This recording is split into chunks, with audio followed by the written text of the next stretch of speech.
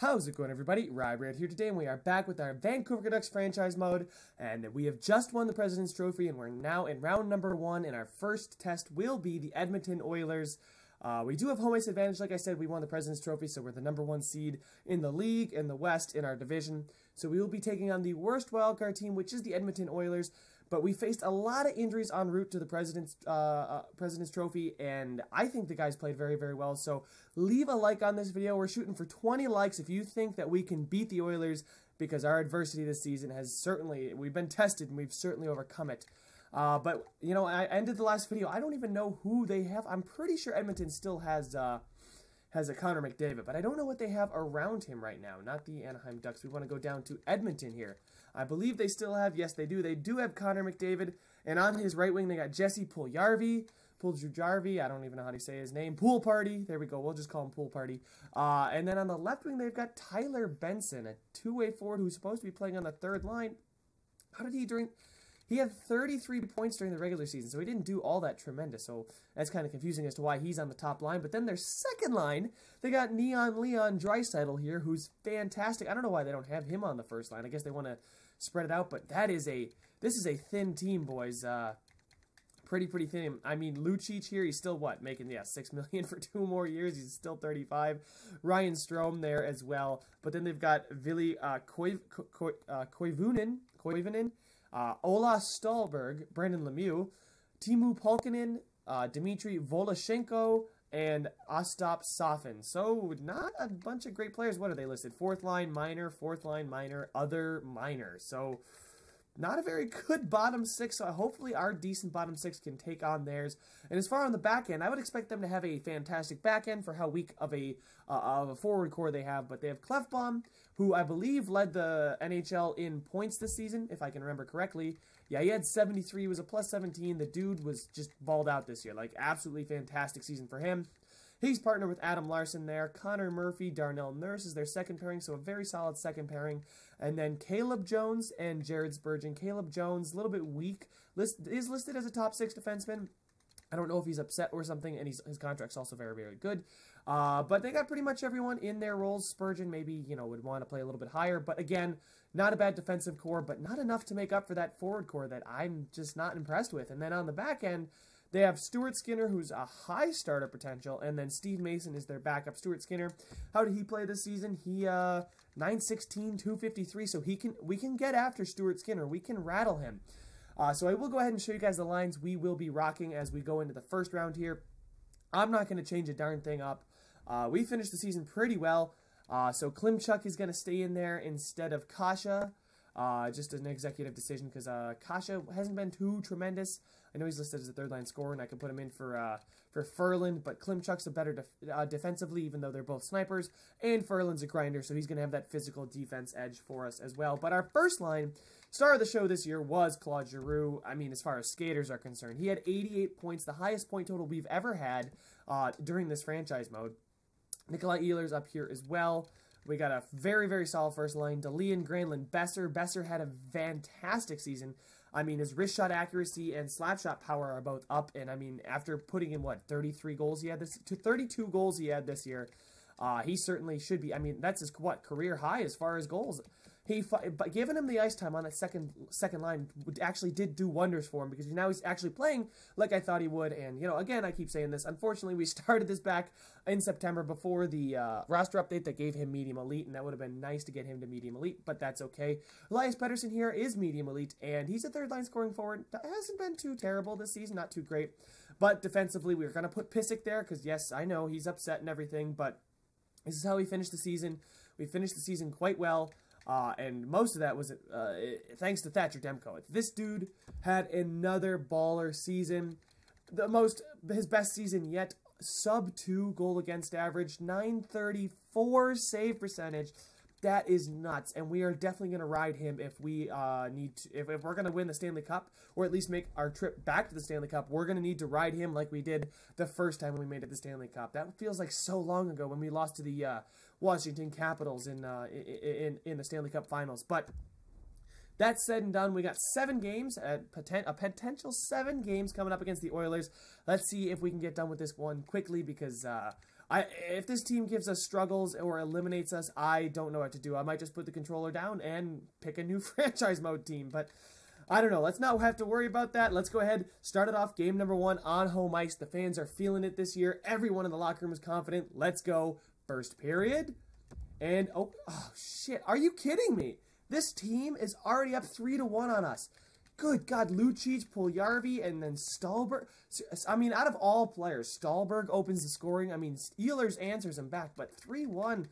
This team they've got good, they got top-end players. I got to remember that they do have some top-end talent, but I think depth should be more important than superstars. That's just my opinion. Let's see if we can rebound in the second period, and we don't really get back into the game. Stallberg scores his second. I believe Stallberg is on the 4th line. Brock Besser does get us back to within 2 after being down 3, and Elias Pettersson there gets us to within 1. Edmonton is out shooting us, but we do have a power play here. We cannot capitalize, and Edmonton is putting a whole bunch of shots on Thatcher Demko. Another power play halfway through the period. We cannot capitalize on it. A little bit disappointed about that. We got 5 minutes left in the period. Somebody step up, tie this game, force overtime. Somebody, 2 minutes, 1 minute, put the puck in the net, and Jonathan DeLeon scores, and we are headed to overtime. I am so pumped about that. We shouldn't even be at this point right now against this team, I don't think, but I don't want to overlook anybody, like I've said. We got to take it one period at a time, one shift at a time, you know, one step at a time. Come on. Overtime. Who's going to be the hero on home ice? Please send these fans home happy so that they buy tickets for game number 2 on the power play. The refs are trying to give it to you, boys. If they're going to give you a power play in overtime, you got to take advantage of it. Halfway through this first overtime period, we've climbed back to almost even in shots, but Edmonton puts some shots on. Now 5 minutes left in the period. They're taking an advantage in shots against us, and that is the end of the first overtime period. Hopefully we can get out of this second overtime period so the boys aren't too tired headed in the next game, regardless of the result. Let's go. Somebody's Claude Giroux, and it will be Ryan Strome on Edmonton's 51st shot of the night. They are going to beat Thatcher Demko for a 5th time. Not a very good performance from him. We did put in 4. I get it. We had to claw ourselves back in late, but we cannot allow this team to score 3 goals in the first period. And apparently Granlund did not have a good game. Jonathan DeLeon did have a good game, though. He had 2 points for us there, and Nikolai Ehlers apparently did have a good performance as well, but I didn't mean to check out the stats. Let's go ahead and just get ourselves into game number 2, because that was a really, really embarrassing overtime loss, and I do not want that to happen again. So, let's go ahead here. Game number 2 on home ice. Can we get it done?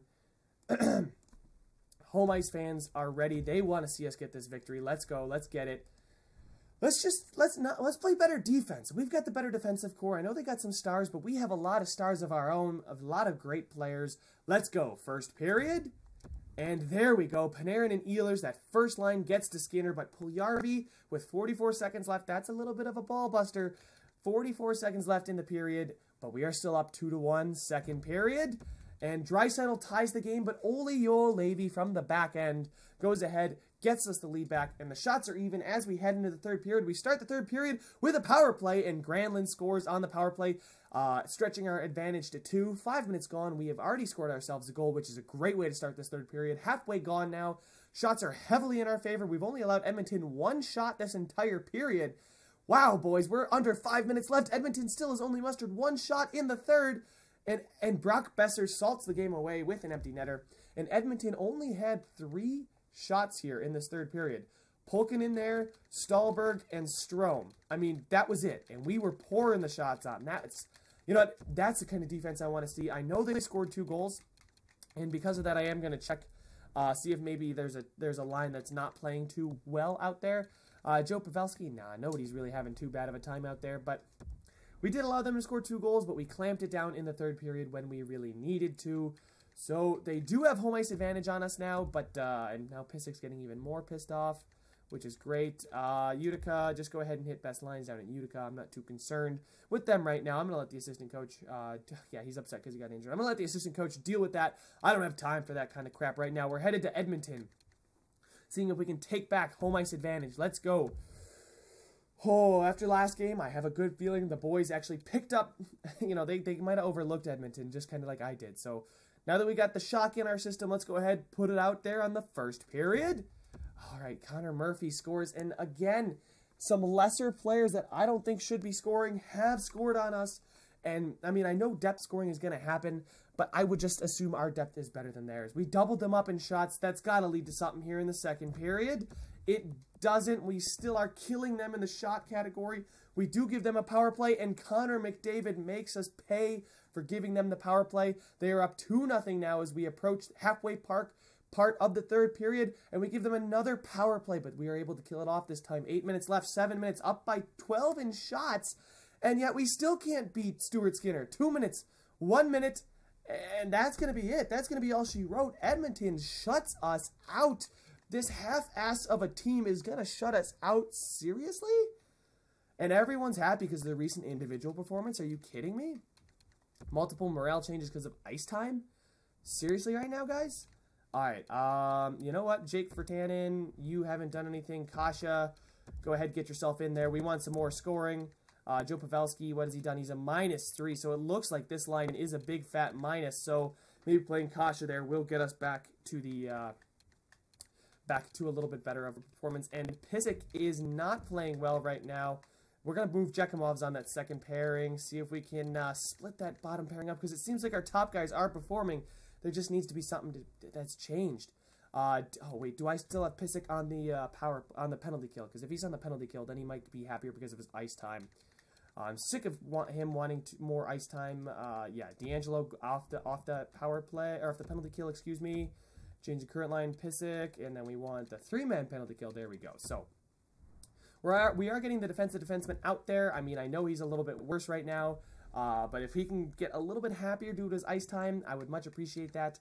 Because I mean, he is playing in his role, so I guess he just wasn't happy because he wouldn't get any extra ice time. And now my amateur scout's calling as well, so we got to go ahead and take care of that because we do want to build for the future, don't we? All right, defenseman for a week. Why not? Dale Vickers gained morale because of ice time. Good for him.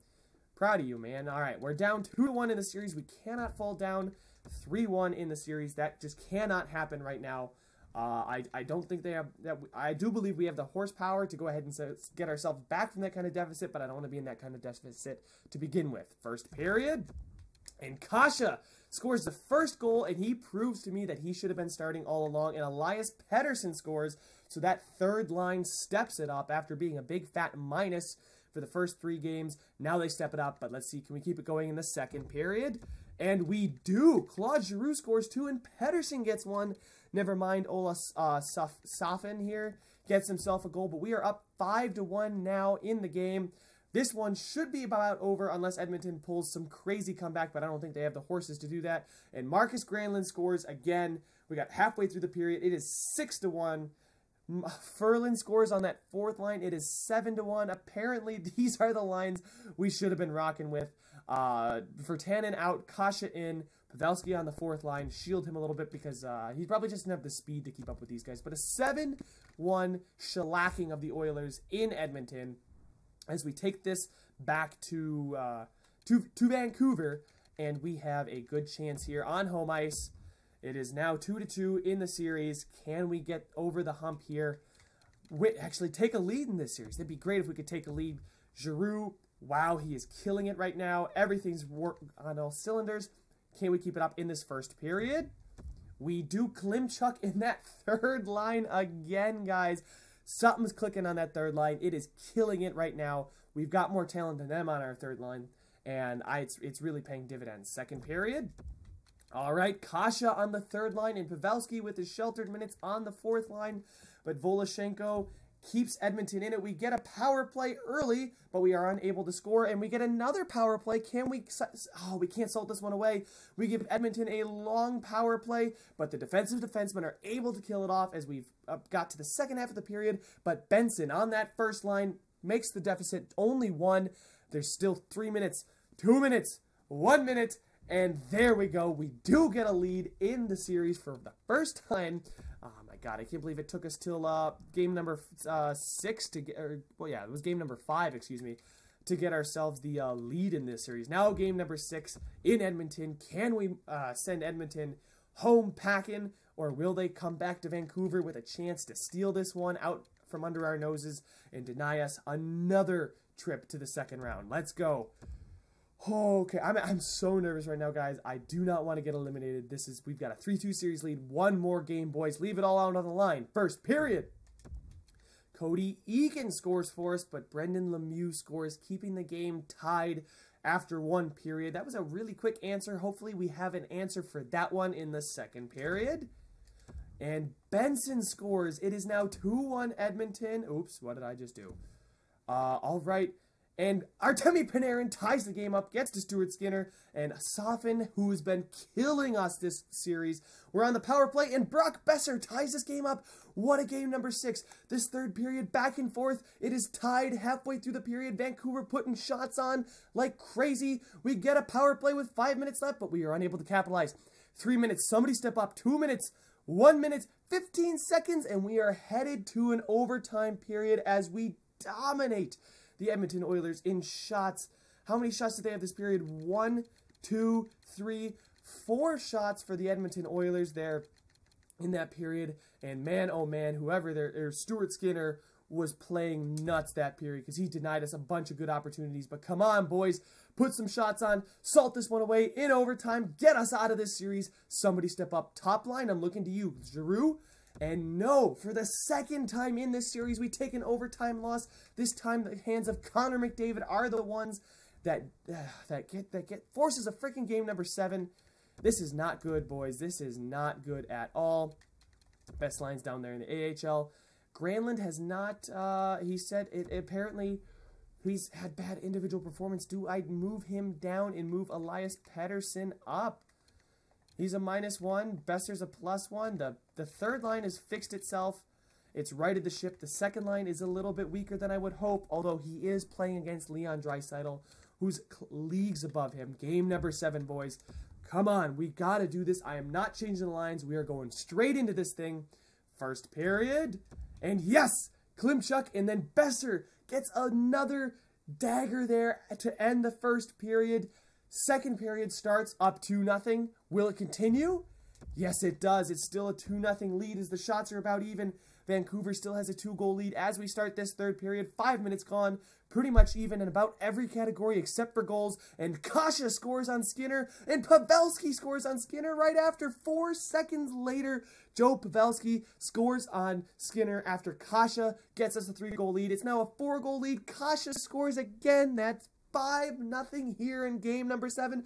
6-0. 7-0. I can't even count this. Oh, God. They're just flying in. Lemieux scores on Demko to be an asshole. But that's okay. We get 5 goals in the third period of game number 7, and we win 7-1 on home ice. We are headed to round number 2. Mark Pysyk, stop being a bitch or I'm going to scratch you because your season is done. Your career as a Vancouver Canuck is done if you can't, get your head right. Pysyk's in 78. He is not looking very good. You know who is looking good, though, is Stephen Johns, a defensive defenseman who would be very happy to be dressed right now. He's 30. Wow, he's 32 already. But Pysyk is still better. Hopefully Pysyk gets better with ice time, but there we go. Doesn't matter. We are on to round number 2 with a chance to keep going and maybe get to the Stanley Cup Finals. Amateur scout calling. Jake Virtanen's upset because he got scratched, but Ben Hutton's pretty happy because he likes the way he's playing. He knows I trust in him. Forwards for 1 week in the ELH. So there we go. Who will we be taking on in round number 2? Who will be our next opponent? It will be the Anaheim Ducks, boys. The Ducks in round number 2. I don't know how many games the Ducks went. I don't know who their opponent was. If you guys could let me know in the comment section, that'd be great. They beat the Coyotes 6-2, and that might have been game number 7. I don't know, though. I'm not going to bother checking. We're getting out of here. We're into round number 2. Make sure to subscribe so you get notified when I post that one, and I will see you guys when we face the Ducks.